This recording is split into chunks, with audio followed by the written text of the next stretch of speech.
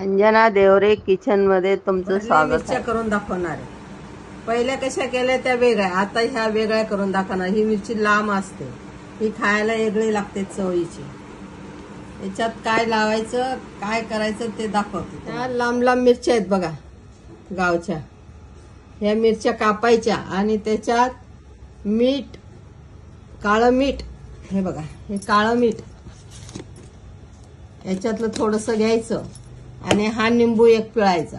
काळं मीठ आणि निंबू एकत्र करायचं पाणी आणि या मिरचीमध्ये भरायचं।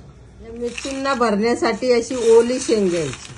ही शेंग मी धुतली छान आणि आता तिला मी भाजली। आता याच्यातले शेंगदाणे काढेल ओले आणि डायरेक्ट वाटायला घेईल। ओल्या शेंगदाण्याची मिरची, भरलेली मिरची, अशी मिरची कापायची।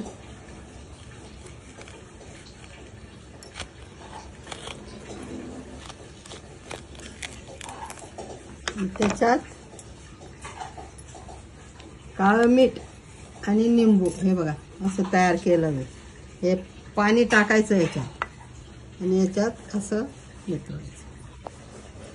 पाणी टाकलं बघा याच्यात असं, हे बघा निंबूचं पाणी टाकलं आणि आता मुरू द्यायचं। एवढ्या मिरच्यांना एवढे शेंगदाणे घेतले आणि त्या मिरच्या तिखट नसतात म्हणून या 4 मिरच्या घेतल्या। एवढा लसूण घेतला, मीठ घेतलं, हिंग घेतला, हळद घेतली आणि जिरं घेतलं। हे सगळं आता मी बारीक करेल आणि याच्यात भरेल, मिक्सरमध्ये बारीक करणार। हे सगळं मी वाटण केलं आणि त्याच्यात आता 1 पळी तेल टाकायचं, म्हणजे छान भरली जाते मिरची। तेव्हा असं एक जीव करायचा, पाणी बिनी टाकायचं नाही। मिरची लसूणनेच वलवा येतो, त्यामुळे एकदम टेस्ट येते। तेल टाकायचं फक्त थोडंसं, कारण त्यात मध्ये चांगलं तळल्या गेल्या पाहिजे म्हणून। आणि आता अशा भरायच्या। आता याला निंबू आणि काळं मीठ लावलंय, तर त्याचं पाणी पण नाही काढायचं, असंच भरायचं। निंबूची आणि याची टेस्ट पाहिजे।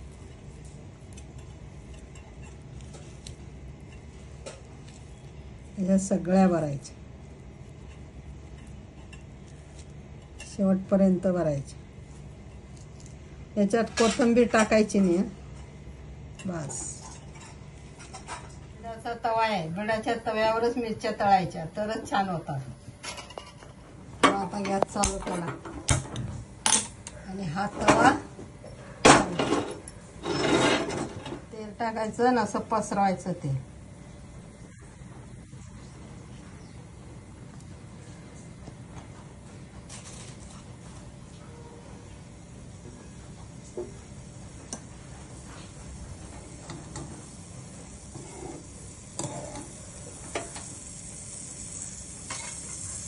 आणि आता एक एक मिरची ठेवायची।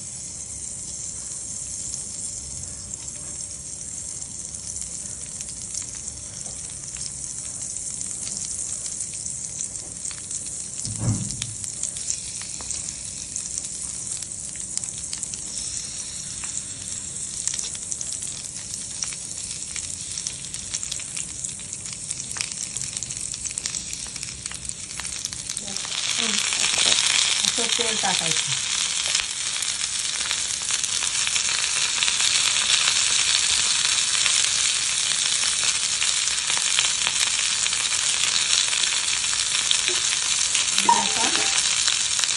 गॅस कमी करायचं आणि झाकण ठेवायचं।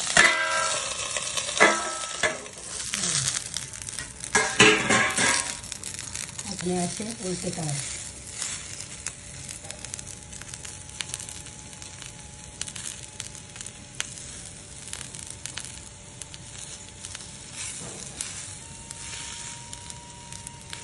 केला आणि छान तळून झाल्या बघा। उलट्या केल्या, सुलट्या केल्या, छान तळल्या। खूप सुंदर लागते ही खायला। तुम्ही कशी केली ते पण बघितलं। तुम्ही करा, शेअर करा, लाईक करा।